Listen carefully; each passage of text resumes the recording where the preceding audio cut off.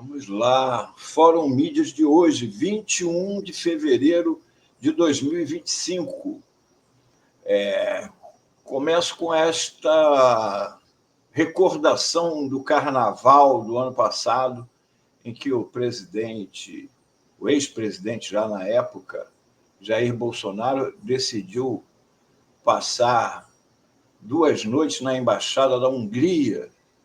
Dizem até que ele deixou o travesseirinho e um ursinho lá para, se precisar voltar mais tarde, que estão lá esperando por ele. Ele foi lá para isso. Mas vamos falando sério aqui, vamos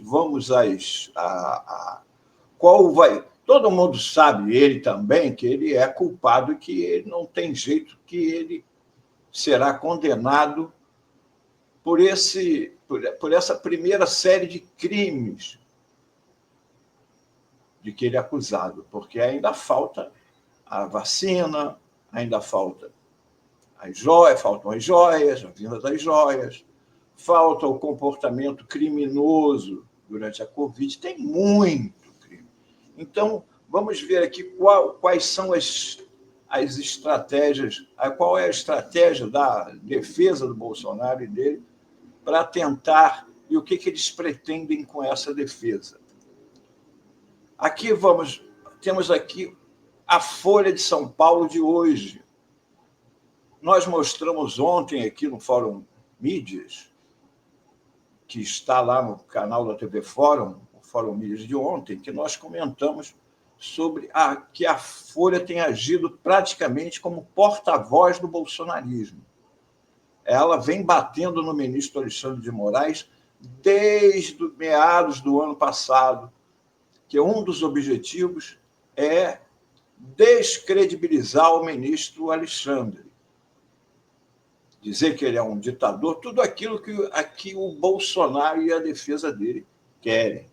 Aqui hoje está lá, bolsonaristas veem coação de Cid por Moraes, defesa quer delação anulada.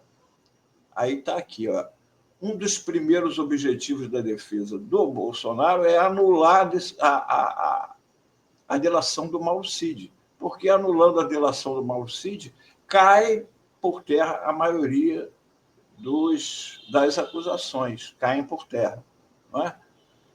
Mas só que quem assistiu ontem à liberação dos vídeos viu que não houve de jeito algum nenhuma pressão em cima do Mauro Cid. Apenas o ministro lembrou a ele que, pelo acordo de delação premiada que ele firmou, ele teria que falar a verdade, que esse era o acordo. Você fala a verdade e nós vamos ver uma pena alternativa para você. Mas tem que falar a verdade. Se você escolhe o que dizer e o que calar, você está falsificando a verdade. E aí, então, a delação dele poderia ser anulada.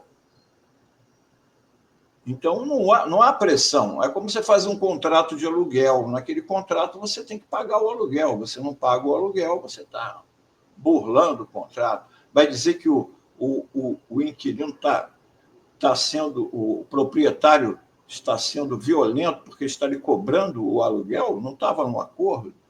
Não é? Tirado essa primeira parte, se eles não conseguirem isso, ao mesmo tempo, eles querem, de qualquer maneira, tirar o julgamento da primeira turma. Por quê? Hoje, o Bolsonaro vai ser julgado pela primeira turma e não pelo plenário. Eles querem levar o julgamento para o plenário por 2 motivos que nós vamos desenvolver aqui, né? E para tirar o julgamento da primeira turma, eles estão fazendo uma pressão sobre Moraes, usando as redes sociais, a mídia e o próprio Bolsonaro, que vive espalhando que ele não tem um julgamento justo, que aqui o Brasil é uma ditadura. O filho dele, Eduardo, lá nos Estados Unidos, defende a mesma coisa, que aqui é uma ditadura, que o pai dele está sendo perseguido. Aqui, ó, a Folha hoje, PGR omitiu falas de Mauro Cid que contrastam com denúncia contra Bolsonaro. Procuradoria, por outro lado, enfatiza pontos da delação do ex-adjudante de ordens que incriminam o ex-presidente. Tenente-coronel diz que militares pediram localização de Moraes. Aqui vem citando, aí vem de novo Mônica Bergamo. Decisão de julgar Bolsonaro em turma divide, mas também poupa STF, dizem ministros. Ontem nós mostramos aqui uma matéria da Mônica Bergamo, onde ela dizia que ministros do STF da segunda turma estariam incomodados porque o julgamento seria feito pela primeira e não pelo plenário, que eles queriam que fosse pelo plenário. Ela não chegou a nomear nenhum, mas ela disse que eram ministros, ou seja, mais de um. Aqui, ela hoje, decisão de Alexandre de Moraes de julgar Bolsonaro em turma divide, mas também poupa a STF, dizem os ministros. Mesmo excluídos do debate, alguns magistrados acreditam que a definição é a mais apropriada e evita desgaste. Ou seja, os magistrados acreditam que é a mais apropriada a decisão da primeira turma. Ela está negando a matéria dela. Aí aqui tem a conta de dividir. Um magistrado afirmou à coluna que o julgamento envolver apenas os 5 ministros da primeira turma preserva os demais 6 de um desgaste. Aqui ela vem enumerando uma série de coisas que eles são favoráveis. O STF não explodiria praticamente todas as pontes de diálogo com os parlamentares, ou seja, só a primeira turma sofreria os ataques. Aqui informa que o STF vem sofrendo pressão cada vez maior de deputados e senadores. Então, o fato de ficar na primeira turma é bom para os ministros da segunda turma e bom para o STF no todo. Uma outra vantagem apontada pelo mesmo magistrado é de que na primeira turma, onde terá participação de número reduzido de magistrados, o julgamento será mais célere do que se fosse levado ao plenário.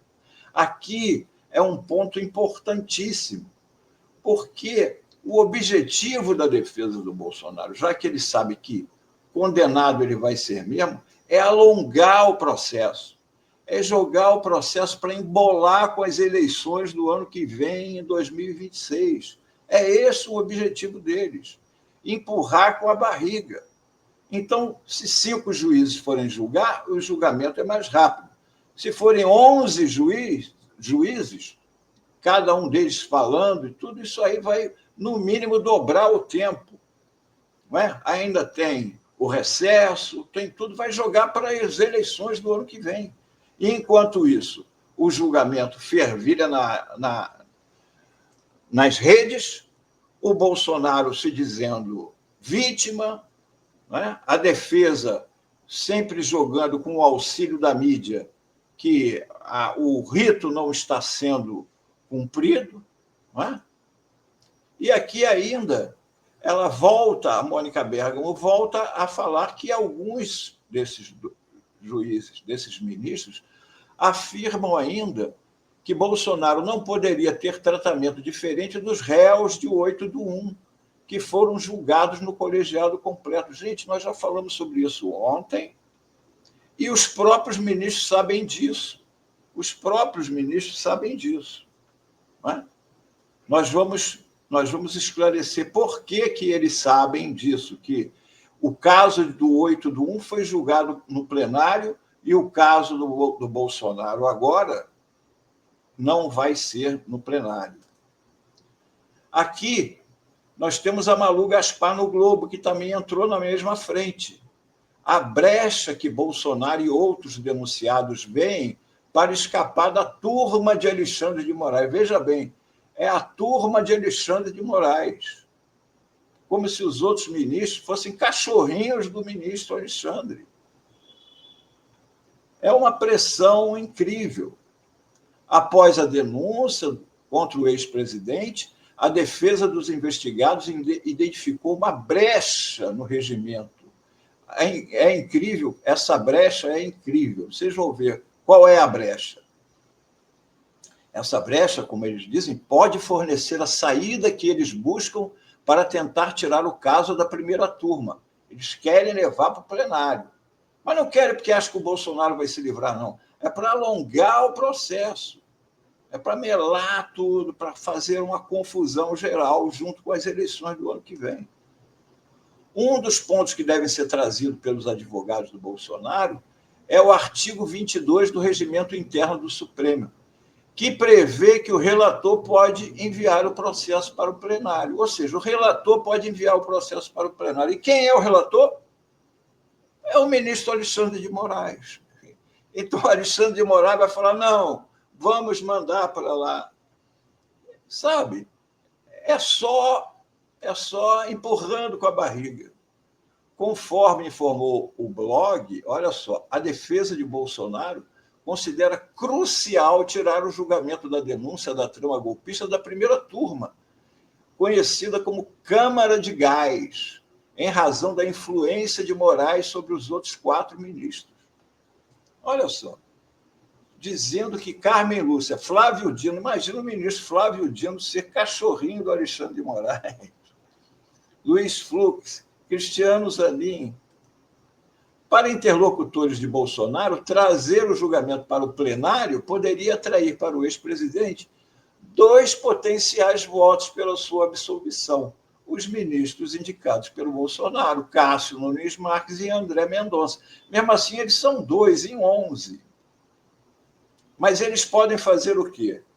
Os 2 ministros, olha só, nós comentamos ontem, e está aqui a defesa dele claramente, ó, os 2 ministros também poderiam fazer manobras para travar a discussão do caso com pedidos de vista, empurrando o desfecho do julgamento para 2026, em pleno ano eleitoral, algo que Moraes quer evitar. Então, fica claro, a estratégia deles é clara. Eles não querem, eles não têm estratégia de defesa. A estratégia da defesa é protelar o julgamento, empurrar para frente,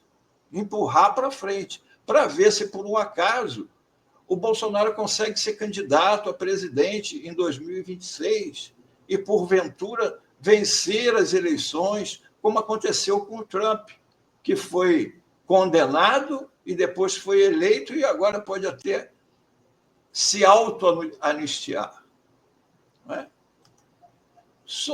Em que voltamos àquilo que eu falei agora há pouco, que eles estão alegando que os golpistas de 8 de janeiro foram julgados pelo plenário e que, portanto, o Bolsonaro também deveria ser julgado. Só que os bolsistas do 8 de janeiro foram julgados antes de uma mudança regimental que houve no STF. Foi uma mudança no regimento interno aprovada em dezembro de 2023, com o apoio de quase todos os ministros. A proposta, que foi apresentada pelo presidente Luiz Roberto Barroso, devolveu às turmas a competência de julgar as denúncias e ações penais, porque eram tantas as ações, concentrar tudo no plenário, então eles dividiram como era antigamente. O relator é que vai para a turma do relator os julgamentos para poder apressar os julgamentos que o STF estava atolado.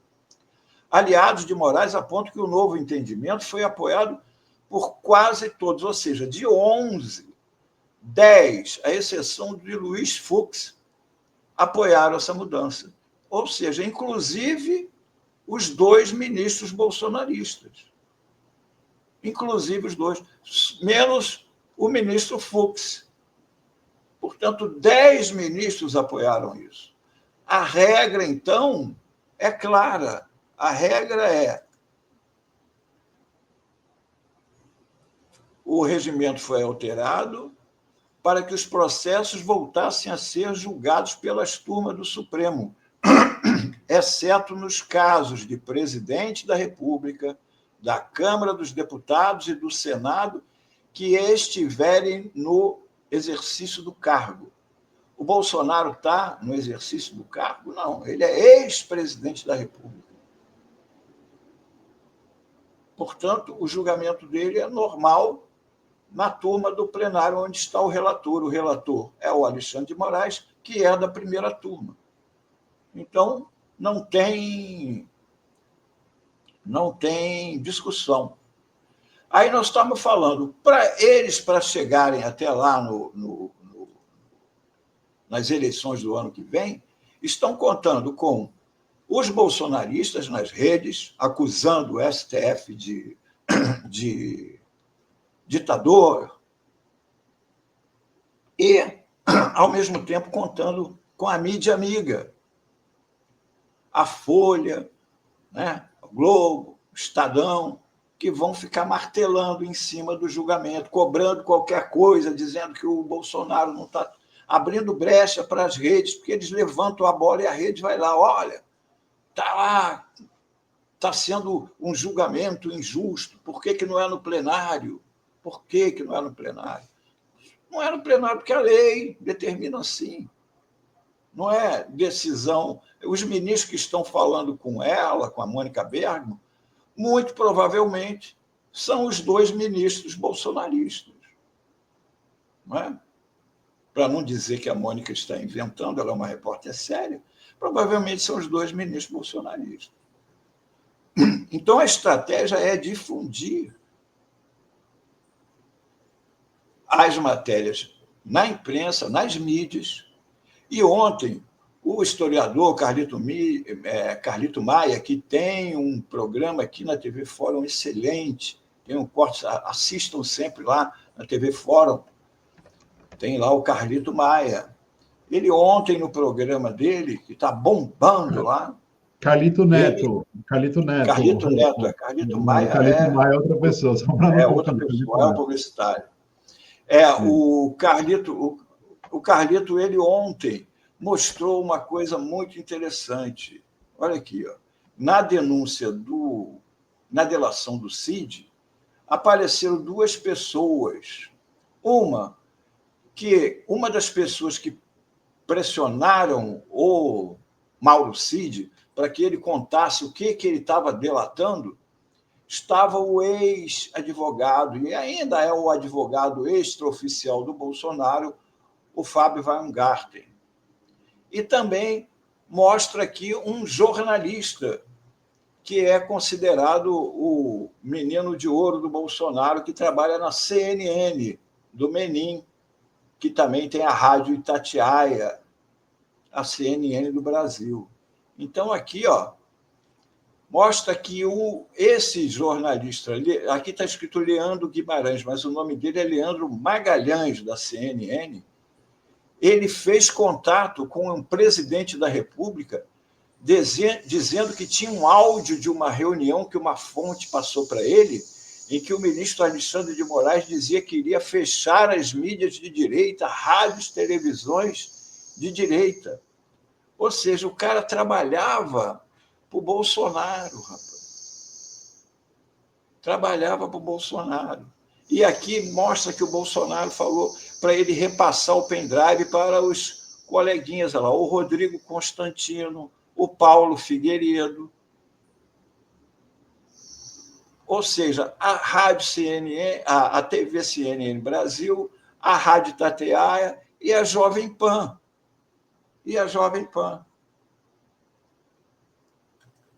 Então, resumo da defesa: anulação da delação do Mauro Cid. Cada vez mais afastado, né? Levar para o plenário. Eles vão bater nisso aí até cansar. E ganhar tempo e esticar o julgamento até as eleições de 2026, para ver se consegue embolar. Até lá, o Bolsonaro vai continuar martelando que o julgamento é injusto, e a mídia vai ficar levantando bola para as redes sociais ficarem alimentando isso, contando também com o auxílio do exterior, onde o Eduardo Bolsonaro está lá fora trabalhando contra o judiciário brasileiro e arrumando apoio de direitistas e de extremistas lá dos Estados Unidos. Se eles não conseguirem nada disso, aí sim o Bolsonaro deve procurar fugir, refúgio em algum lugar, porque é o mais provável. Não é? Ele não vai aceitar entrar em cana. Mas a esperança deles é de que eles consigam empurrar isso aí até as eleições do ano que vem. E aí vamos ver se a mídia vai continuar dando esse apoio a eles, que no momento está dando, e, aliás, está crescendo. Era isto o Fórum Mídias de hoje. Isso aí, Melo, muito bom, ótimos apontamentos, desde a lembrança do Bolsonaro na Embaixada da Hungria até, mais uma vez, né, esse reforço de como a Folha está encampando essa narrativa para minimizar, né, a gravidade da tentativa A de golpe. Folha Não minimizar, rádios, né? E Rádios do rádios. Brasil. É muita, a comunicação pela rádio é muito importante para o interiorzão do Brasil, e essas rádios de extrema-direita ficam batendo o tempo inteiro, que o julgamento é injusto, que o plenário tinha que ser todos os juízes para julgar, por que com o Bolsonaro é só a turma do Moraes? É isso que eu estou falando. É curioso que a impressão que dá da Folha de São Paulo é que, assim, não é que ela tenta minimizar a tentativa de golpe, mas ela tenta livrar o Bolsonaro, né? Porque ela tem muitas matérias em que ela aponta que houve, sim, a tentativa de golpe e tudo mais, mas dá a impressão, né, que é dentro de uma narrativa em que ela tenta aliviar para o Bolsonaro, ao mesmo tempo em que tenta desgastar Alexandre de Moraes, né? O foco está ainda mais no desgaste do Alexandre de Moraes, né? Hoje tem uma matéria na Folha, como ela até comentou aí, falando sobre, destacando o fato de que a denúncia do Gonê valoriza mais os pontos que o Mauro Cid incrimina o Bolsonaro do que os pontos que ele supostamente aliviaria, né? Depois que os vídeos vieram à tona, né? Então eles fazem uma análise da denúncia e os trechos que a denúncia reproduz a delação do Mauro Cid, e os vídeos do Mauro Cid querem dar a entender que o Gonê foi tendencioso na denúncia ou algo nessa linha, né? Meio que na mesma linha do que eles estavam fazendo com o Alexandre de Moraes, né? Que ele seria suspeito, né? Para julgar. Não é suspeito, qual que é o termo que eles utilizaram mesmo, Melo? Tá fora do rito, né? Agiu fora do rito. Fora do rito. Age fora do rito. Mas o negócio deles não é nem tanto o Bolsonaro. O negócio deles chama-se Luiz Inácio Lula da Silva. Eles querem tirar o Lula do poder. Então, eles fazem qualquer coisa para desgastar o governo. Essa pauta aí, se entra pelo ano que vem, vai ficar misturado com eleição, com perseguição, entendeu? É o tempo inteiro. O objetivo deles é enfraquecer o governo do presidente Lula, porque a guerra é contra o Lula. Se eles conseguirem manter o Bolsonaro, para o Bolsonaro até se candidatar e vencer a eleição, né, é melhor para eles do que o Lula. Qualquer um menos o Lula. O mercado já disse, 95% do mercado não quer o Lula. Os militares não querem o Lula. Não querem o Lula. Então, o trabalho é... Hein? O alvo é certo. O povo. O problema é o povo, que o povo quer o Lula, né? Então, eles queriam trocar o povo, mas como não conseguem, tentam manipular, e ficam falando, e jogando, e vai indo assim. Mas o objetivo é esticar o julgamento, porque o óbvio, se o Bolsonaro fosse inocente, o objetivo dele iria ser julgado logo e acabar com isso. Vamos ser julgados logo. Até tem uma discussão, o presidente Lula falou que ele tem que provar que é inocente. Ele não tem que provar que é inocente. A acusação é que tem que provar que ele é culpado. Não é? Você não prova que você é inocente. A acusação é que tem que provar que o Bolsonaro é culpado. Porque no caso do Lula a lógica se subverteu, né, Melo? Porque no processo contra o Lula, ele teve que provar que ele era inocente, né? Então, talvez ele esteja falando isso, porque com ele foi assim, né?